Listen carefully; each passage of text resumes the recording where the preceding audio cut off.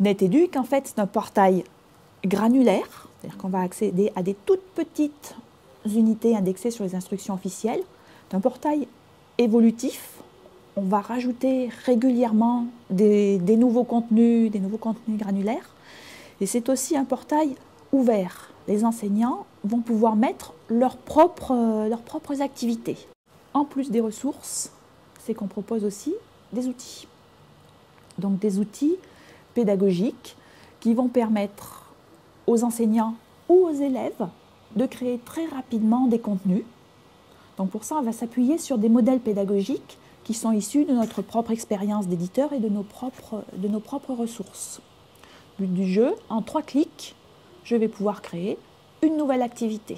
En particulier, NetEduc, quand il va être intégré dans un ENT, on va pouvoir faire des parcours personnalisés.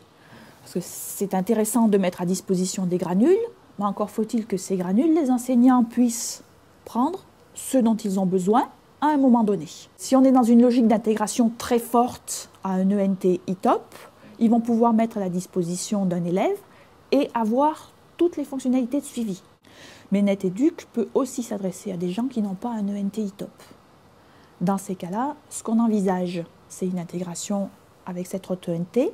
On va pouvoir récupérer quand même un identifiant personnel non nominatif, ce qui va permettre quand même déjà pour le prof de gérer ses propres favoris. Il est possible aussi, on a expérimenté ça sur d'autres ressources, de récupérer des informations non nominatives du type classe ou groupe.